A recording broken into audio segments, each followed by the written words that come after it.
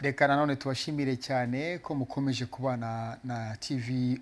Tuje mu isaha yacu ya kabiri aho tugiye kugaruka ku nsanganyamatsiko tuvuze yuko ari insanganyamatsiko ikomeye idakunda kuvugwaho, idakunda kugarukwaho, ariko kandi nanone ugasanga mu Bukristo biracyakoreshwa. No kuvuga ngo yaba abakuze, urubyiruko bashobora kuba bareba filime z'urukozasoni kandi noneho hatarebwa uburyo n'uburyo urwego biriho kuryo bibangiza byangiza imitekerereze yabo, usanga bitavugwaho, nta hantu bashobora gutinyukira kubigarukaho. Ariko turi kumwe n'umwe mu babihaye umwanya nyuma yo kubona yuko ari kimwe mu bitagarukaho. Turaza kuba turi gukoresha ururimi rw'icyongereza, ariko kandi turaza kwemeranya neza yuko hari cyo tuvuze kuba twungukamo. Turi kumwe rero na Sherine Cloet, akaba turutse muri South Africa, ariko araza kuba twibwira no mu bundi buryo burambuye. Then we are together with the Sherine Cloet. Yeah. I don't know whether I've pronounced the name. It's close enough. But you've told me to call you Shell. Shell is much easier, and that's what most people call me. I go by Shell a lot. Just like the oil company, it's nice and easy to remember. So we are really pleased to welcome you. This is TVO, and we are glad to handle this very difficult topic. Talking about pornography and how it affects marriages and the relationship. And this is something that have been ignored. Yeah. That is not being talked about whenever people brings out some topics. But today we are going to dive deep into it. But of course, you are going to introduce yourself more than I did, so that maybe people would know you more. Yeah, so my name's Sherilyn, and I am from Cape Town, South Africa. I like to think that Cape Town is the most beautiful city in the world, but Kigali is pretty special. Okay, you see? I love how clean it is here and so friendly. I lived in Nairobi for a number of years, and so East Africa has a very special place in my heart. And so I'm married for 17 years in January, and I have 3 children. They are 13, 11, and 7. And I work for Visible South Africa, and we have a project called the Naked Truth Project, and we seek to open eyes and free lives from the damaging impact of porn. So our open eyes, we work with education and awareness and beginning to talk about it. And then free lives is when people are struggling with the issue, we have recovery programs that can help them get free. And of course, when you hear the name Naked Truth, it is a naked truth. In our Kinyarwanda, it is okuri kwambaye ubusa. Can you pronounce that? I don't know. So, of course, it's a naked truth. Yeah. So how did you come up with the idea, just knowing that this is a problem and it has been ignored for a long time, but now we are going to tackle it, we are going to take our time and educate and make sure people are aware of how harmful it is, so that we advertise, we try to maybe to save the souls through this education. Well, so Visible Ministries seeks to remove the mountains and the valleys that stop people from seeing Jesus. And what was realized, it's been a number of years that the organization has been running internationally, so it started in the UK, was that porn was one of those mountains that was actually stopping people from seeing Jesus. And so it comes from that heart that it started. Let's remove these mountains that stop us from having this relationship with God. And so, yeah, that's where it started 12 years ago. We've been running in South Africa for just a year now, though. Because I was trying to see some of the numbers upon in the church, whether 75% of Christians men and 40% of Christians women say they watch porn on some level. Yes, so they are in church. Yeah, so these are numbers out of the USA. One of the unfortunate things in Africa is that we don't have that many statistics on what our porn viewing is like. So when then we have to look at numbers from the UK and the US, but then we know what we can do. We can go onto Google Trends and we can see who's searching these terms now. Who's searching these terms in the last few months. Can I tell you? Africa, the African countries, always in the top 10, many of them. Always 6, 7, always in the top 10. 6 or 7 of them always. No matter what term you put in. Top 10 most viewed sites. Most searched terms, because on Google Trends you can see the search terms. So what we need more research, but then we know, okay, if we're looking at Google Trends and we're seeing that Africans, as we are searching more for these terms than America, then we think, okay, when we look at those stats, we know it's probably worse here. Okay, so that stat you're saying, 74% of Christian men, 40% of Christian women, so I think it's 56% overall of Christians are engaging with porn on some level. I think one of them says that 22% are viewing porn more than they're going to church. If they go to church once on a Sunday, every week they're viewing porn. And what we see there is, it's from the Barna report, that study, is that as we go younger in the generations, so it's not a male-female issue. As we go to the younger generations, males and females are both struggling with this. And so in the older generations, it's maybe more of a male issue. But as we get to my generation, your generation, and younger, it's very similar who is struggling with it. So so those are some of the stats on church usage. But of course, before we try to see some of the effects, especially to the marriages and the relationship, it's better we try to tackle, maybe we try to show how harmful it is to our brain. Maybe someone may just enjoy watching it, not thinking about the effects. But how now we are going to describe, maybe to show which kind of effects are going to come when we were watching porn. So I mean, there's many effects. I like to define porn as a thief, as a robber. As a robber. Okay, so now sometimes when you are robbed, maybe you've had a violent robbery. Okay, somebody's come with weapons and stolen from you in a very violent way. But sometimes it's a con artist where you think you're getting a good deal, but actually you've been robbed. And now porn can be like that as well. So it can be violent because you didn't want to see it and you were very young. Or somebody showed you, or somebody forced you. Run away.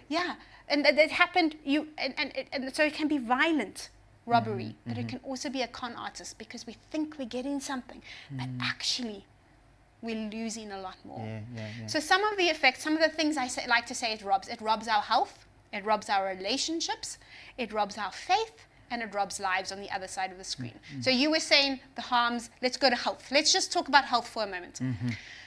Are you up for a little bit of a neuroscience? What's going on now? Okay, so porn is what is called a super stimuli in neuroscience, which means that it stimulates our brain more than most other things. Okay, so we have dopamine in our brain, which, what does dopamine do? It generally makes us happy, it gives us joy, gives us the energy to tackle what we need to do. Stuff and it gives us the ability to get up and do life. We've got the dopamine, we feel good. So now when we go for a run, we get dopamine. When we eat well, when we make good choices that sustain our life or can create new life, we get dopamine. But porn is a super stimuli. So what it does is it overloads our neurotransmitters, those things that kind of catch the dopamine, with dopamine, so much so that they begin to die. Meaning that we can't catch as much dopamine again. So you have to watch more porn, or more often, or more violent porn to get that same level of dopamine. And so it's rewiring the brain in the same way that drugs and other addictions can rewire the brain. Now, not everybody who watches porn is an addict, but porn can rewire our brains. And studies have shown that people who are watching porn have more feelings of worthlessness, more feelings of depression, more feelings of isolation and purposelessness. So those are some of the mental health effects, how it affects our brain and our emotions. But physically, it affects our health as well. There's something called porn-induced erectile dysfunction, which means that when men sometimes have been watching porn for, say, 10 years, they get to a point where they can only perform with porn. They cannot perform with a real-life partner. Oh. And more, we've seen this issue of men in their 20s who can only perform with porn. So that's some of the health effects. And then relationally, well, that's all we're going to get onto, because there's many things relationally that it has an effect onto. And of course, I think it is very clear when we try to understand the danger of something, because we're always attracted with something that is going to bring joy, or maybe we are going to run away from something that is going to bring pain. At least when we can understand, we can easily understand the pain that is going to cause, at least we can run away from it. Exactly. And that's why it's better maybe to see the harmful stuff, the harmful side. So now let's come to the relationship.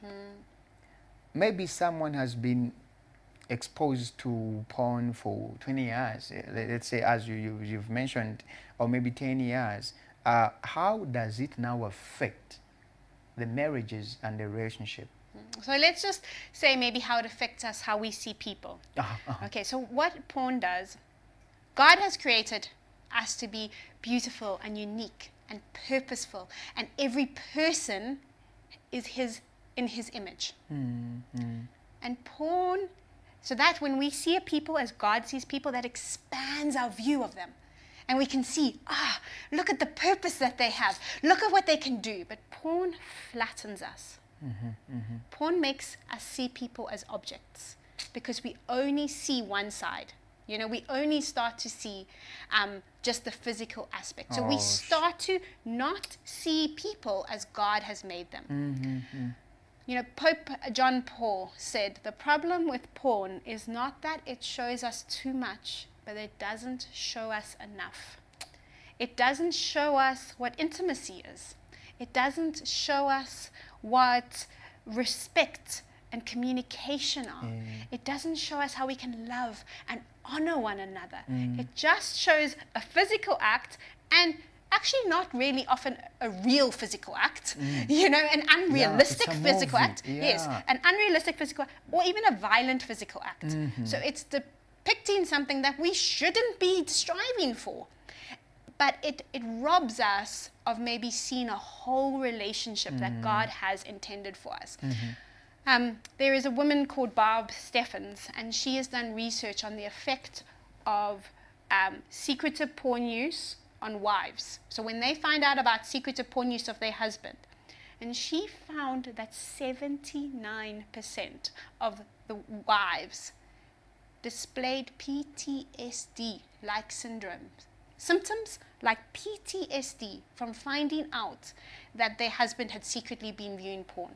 Because look here, if marriage is your most important relationship, if you think marriage is a gift from God and you have placed high value on that marriage, and this partner, your husband, he is the person you trust most in the world. And you find out he has been lying to you, you begin to think, who can I trust? What can I trust? Can I trust myself?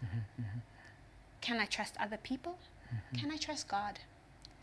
And so it makes women who find out so much, and there's so many, they can be angry and sad because what has happened is their body goes into almost PTSD because of the betrayal, because of the lies. And so you can imagine that has devastating impact on relationships. And I mean, sexually in the bedroom, it also has an effect, because porn is very selfish. Exactly. Okay? Exactly. And so then we start behaving in the bedroom in a selfish way. And that is not what God intended. God intended it to be mutually giving, the communion, and to be a blessing to one another. And so if we start, but also we can maybe start bringing in some of those violent, destructive things that we see, and maybe one partner is beginning to feel pressure to do something they don't want to do, but it becomes a transaction rather than a picture of God's unity. Maybe some, by chance, we may find someone who's watching right now, and maybe he or she is struggling with the issue. Maybe he was exposed to porn at the early age, and it is now has become an addiction that he is struggling. And sometimes, because as you said, the ministry is doing, He's ashamed to share. He can't easily share with others what he's struggling with. What would you give us an advice of what to do, how to cure this kind of addiction? I think I want to say that there's another story, that God can have another story for you, that porn doesn't have to be your story. So I first want to say that, that porn doesn't have to be your story, that there is hope, that there can be another story. We at Naked Truth have resources to help people. We have an online program called Control-Alt-Delete that you can find on the App Store. That's free. That's a course you can start going through that can help you recover. Can you please repeat it? Control-Alt-Delete. And I can maybe send you a link and then you can share that as well. But I just, let me give you a verse. I'm going to read 2 Timothy 2:22 for us. Okay, 2 Timothy 2:22 says, "Flee the lustful desires of youth and pursue righteousness, faith, love, and peace, along with those who call on the Lord with a pure heart." So I'm going to think of, from that verse, 3 runs, okay? So it says flee, so we're going to run. Okay, we're going to run from. Then it says pursue, so we're going to run to. And along with, we're going to run with. Okay, so we've got the 3 runs. So we're going to first flee, run from porn. Okay, so 2 ways we can run from porn. We need to name it and we need to tame it. So by naming it, we need to admit that this is a problem in our life. Admit that this is something we want to change. If we don't admit that, we don't name that, it's hard to run away from it. Exactly. So we need to name it. Then we need to tame it. Okay. Now taming it, I said, one of the ways we could do that Control-Alt-Delete course, but Proverbs 4 says we need to guard our hearts. Okay. So let's think of guards. I don't know, there's bodyguards who protect you, and bodyguards have a plan if you need protection. If a security guard has a plan if something goes wrong. And so we need to have a plan. We need to figure out what triggers us. Are there emotions or situations that trigger me to go to porn? And if we can figure out our trigger, then we can have a plan. Exactly. Okay, so we tame it by having a plan. But also, not only is there a bodyguard, there is also a prison guard. Okay, and a prison guard protects us by keeping people in. And do you know that sometimes we need to be protected from our own hearts? Exactly. Because our hearts can be deceitful. In Proverbs 4, it also, says, keep deceitful words from your lips. But also, maybe sometimes we lie to ourselves. And we say, you know what? Porn is going to give me this. But it doesn't. And so we need to be able to identify the lies that we have in our lives and replace that with truth. So those are some of part of the taming. So we're going to run from porn by having a plan, by figuring out our triggers, and by making sure that we're speaking even truth to ourselves, but also by naming it so that other people that we can identify where we are and maybe have other people. Then we said we're going to run from. So that's our run from. We're going to run to. What does it say? Righteousness, faith, love, and peace. That sounds a lot like running to God. So we're not just going to run from porn, but we're going to run to God. We're going to run to the right thing. We're going to run towards love. Maybe take someone and watch it. We're going to, and so what do we do with that? It's part of training. So we've named, we tamed, now we're going to train. That might mean that we're going to be digging into God's word more. We're going to be understanding ourselves more even. We're going to be going on this journey of having new pathways in our brain, because like we've said, when the neural pathways are quite strong to go towards porn, we're going to have to train our brain, and that can be a bit of work, to go another way, to make other choices. And so we can pray, we can fast, but we might need other plans to help us train, go on that journey. So we're going to run to God. We're going to, and then it says, along with those who call on the name of the Lord with a pure heart. Now, I love to run, okay? And I particularly love to do the park runs on a Saturday morning. I don't know, do you have park runs here in Kigali? Yeah, we do. We have a green carpet. Okay. Yeah, two green carpets. We do. So I love the park run. So on a Saturday morning, you'll find me generally at my local park run, you know, getting my 5K in. And then I have to run in the week because I know I have park run on Saturday because there's going to be people there. I know. You know, and it keeps me accountable.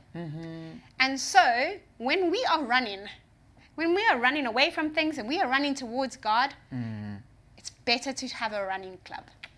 Okay? And so we need to have people around us who can run with us.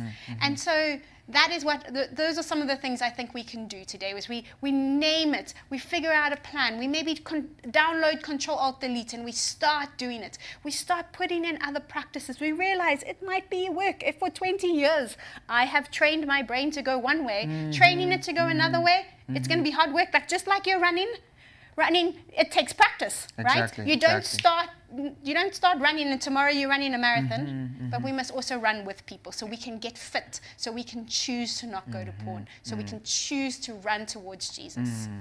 But you've mentioned about losing trust of your partner. Let's assume you have a partner and you've hidden something like that, you know, and you feel like, how am I going to confess that I'm addicted and it has affected our relationship? You are afraid that you're going to lose that trust, that same trust, and how it is going to affect you once you lose the trust of your partner. What would you give as an advice to that level? Because sometimes you may confess and your partner doesn't forgive you, and forgiving you is going to be a difficult thing. So what would be an advice for that? Well, I would say that if you are lying to your partner, then the trust is not valid. So so we need to be truthful, because without light, if we're just keeping it in the darkness, things begin to grow and it becomes worse. And so we need to be truthful. Okay. And it's going to be painful. It is. And I think when we think of the partner, if we think they're going to maybe have like PTSD-like symptoms, understanding that this can be a hard journey. But they deserve to know the truth. And you can make a commitment to doing it, but I think allowing time and space for healing. If betrayal trauma is what they call the wound. A trauma is a big wound. Now, if you imagine somebody has just been on a motor accident, right? Now they are in a trauma unit. They're in the hospital and they are wounded. We need to allow them time to feel safe. We need to get them support to feel safe and secure so they can heal. And once they have healed, we can then start talking forgiveness and rebuilding trust. But you also need to show that you are now trustworthy. That you are taking the steps, that you are getting the support, that you are running from porn, that you are running to God, that you are running with other people. Because you can't expect your partner to trust you if you are not acting trustworthy. But this might take time. That's deep. There is another story. So it might take time, but there is another story. But we need to allow space for healing for that partner. We need to allow safety. We need to keep, and know that this is a hard thing they are experiencing. This is painful. And so we can't expect it to change overnight. But there is another story, and there is hope. Within the research, the statistics that you've shown, especially based on the research that has been made in America, I think, or in South Africa, we will find that some of pastors are struggling with it. And of course, as a pastor, knowing that you're struggling with the watching porn and confessing it, maybe getting people, you're not going to confess to your one of your ships, people in your service, and of course you are not even going to get someone as a pastor or your fellow pastor. How this pastor is going to live with this? I know, it's not easy. I think we need to get to the point that we are confessing. But sometimes maybe if we're not ready for that, we need to do something. Okay, so maybe you're going to go and download the app and you're going to start working on it. Okay. Alone. Alone. You know, the app is anonymous. We're going to start working on it. And then in time, we need to be bringing in the light. We need to be telling the truth. And we need to be opening it up. And so I think we need to take the step that we are able to take today. So we don't say, oh, it's too big, I can do nothing. I can't climb the mountain, so I won't, you know, I'm not going to get to the top of the mountain today, so I'm not going to even start. No, pole, you know. Pole. Pole, one step at a time, right? We need to start climbing. And so just because it's a mountain doesn't mean that we can't start the climb. Sherry, most of the time testimony helps a lot. And when you have seen evidences, proofs that what you're doing, it is really working. So would you try to share some of the testimonies that you've got so far from people who have been delivered from watching it? Yeah, so, you know, there are stories we can tell of partners who are now healed, who have come together, marriages that have been restored, and that they are now in ministry, touching others. But there are also stories where maybe the partner, the husband, or the user chooses not to leave the pornography. But we can still see the wife, the partner there get healed. And God can still come and touch them and heal them. And maybe the marriage doesn't look like you want it to look. Maybe it's not going to, but God can still come into that situation. And so God can bring healing in different ways. You know, I know one of our people who we also have a free online support group called Click to Kick. Okay? Click to Kick. Click, and then the number 2, kick. And people say, you know, my marriage is better. My relationship with my children is better. My physical health is better. My brain is clearer. I can do better at my job now that there's literally everything in my life has changed now that I am not watching porn. And so there's many stories. Sure. Hi, I wish we would have more time, but our time is rushing. But now, it gives a responsibility as a community. It gives a responsibility as a media house. So what do you think now are we going to do? What are we going to change? So we need to turn the light on. Okay, we need to start talking about it, and then we need to keep the light on. We need to be praying. But I mean, one thing really practically, we have developed a radio drama called Keeping the Light On, which is about parents starting to talk to their children about porn. This is in the boarding schools here. I hear a huge issue. In South Africa, we know that 60% of 10-year-olds have seen porn.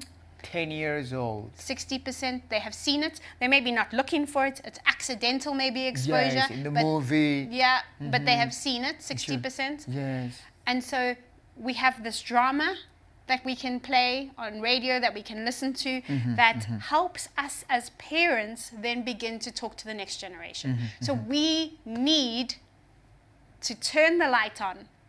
And we have to be brave. Hey, because we didn't have people have these conversations with us, but also culturally, it can be really taboo, you know, to even say the word porn. Yeah, taboos for real. Yes. Yeah, sure. So we need to maybe spend some time even getting educated. And that's why watching it, you're going to hide yourself because you don't want people to see whether you're watching it. Exactly. So we need to maybe get educated. How can we talk about this well? How can we talk this well that's going to draw people out of the dark into the light? And so, and then we just need to be safe spaces where people can talk about it. But yeah, there's that radio drama. We also obviously have the different apps and programs online that people can join, the Control-Alt-Delete, the Click-to-Kick. We also have a church app that pastors can download that will help them think about, how do I talk about this in my church? How can I, and they have some training on there. We have Bible programs on YouVersion that people can do. So there's lots of resources that media can use, but there has to be a willingness to turn the light on, keep the light on. Wow. I wish you would have more time to talk about this, but I think, Sherry, we'll come back so that we can have more sessions. Maybe it can help for people who are struggling with watching porn, and of course trying to understand what it does on our brain, on our emotional, especially in our marriages and the relationship, and of course the future generation. And if we are saved, if we understand, we are going to save the next generation. And as we wrap up, as we end up this, what would you give as an advice to parents who are raising kids, especially let's talk about parents. And again, we're going to talk about, to give an advice to pastors who are leading so many young generation. Okay, I'm going to try to be very quick. Sure. With parents, we need controls and we need conversations. Okay, Control. it's not and conversation. So we need to have fences. You know, in our radio drama, we say a house without goats, a house without fences loses its goats and its children. I know. Okay? And so we need to have control. So we need to set up protection on our devices. If you go to helpforparents.co.za, helpforparents, there's a parenting pack there that you can say. The parenting pack, it talks about how you can set up controls on your devices. But we also need to have conversations. And those conversations can change. One conversation we can have is called the 3 T's. We say, you know what? If you ever see anything online that makes you feel uncomfortable, makes you think, I shouldn't be seeing this, makes you think, those are private parts, I shouldn't see this. And obviously you can say it correct to your child's age, you know? So you don't have to say the word pornography when they're very young. You don't have to say naked. You don't have to say any of those things when they're young. When they're older, we speak truth, so we can say that. But we're careful when they're younger. Sure. If you see things that make you feel uncomfortable, I want you to do 3 things. One, I want you to turn it off. You turn the phone off, you turn the TV off, you close the computer, and if you're in a situation where you can't turn it off, then you turn off your eyes. Okay? So you turn it off. Then you turn away. God made children to be curious. So when they see something, at first they might be like, ooh, what's that? But then they might be like, what's that? And so we turn it off, but then we turn away. We leave the room. We change our environment. Can we get as far away from that device as possible for now? And so can we change our environment? So we turn it off, turn away, and then you tell me. Yeah. Because I'm not going to be cross. Exactly. When you tell me that this has happened, I am going to be help you think about it, help you process it, because you know what, this is too much for your brain when you see that, and I want to help you. And then when a child does come and tell us, we need to, I say, scream only on the inside. On the outside, we say, thank you so much. And we can ask a question, how did that make you feel? What happened? Or maybe we're going to need to go to another room and take a few deep breaths and then come back and talk about it. But we're going to be calm so that children learn that they can talk to about this, because when they have someone to talk about it, it loses its power. When we turn the light on, it loses its power. And so, that would be one conversation. And you'll see that in the drama, Keeping the Light On, that the parents teach this to the children. Please, we needed a drama. Yeah, no, we'd love to share it. We need a drama. We need a drama, and if it can be translated, maybe in the language of which they can even be interested in Rwanda, maybe, I don't know. And of course, we can start with the English word, and then maybe it can save some people.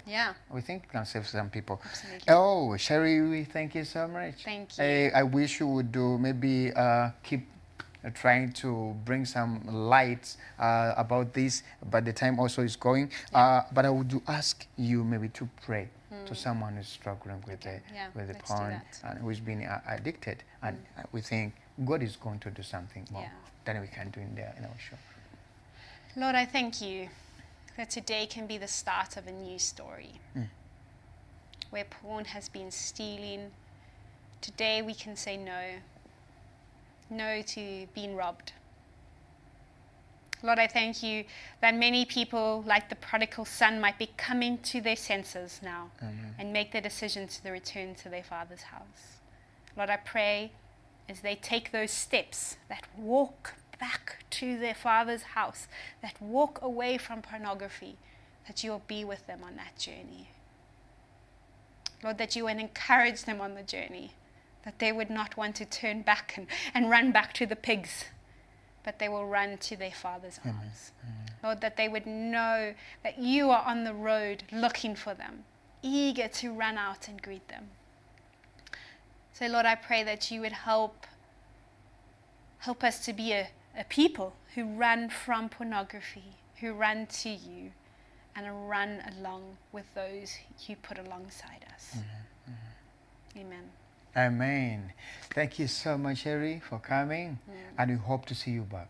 Thank you. It's been a privilege to be with Please come as soon you. as possible. Thank you. Please come as soon as possible so we can deal with this. Maybe we can have a conference with the youth and try Yeah. to interest them. So thank you so much for being with us. Let's take a break and come back with another invitee.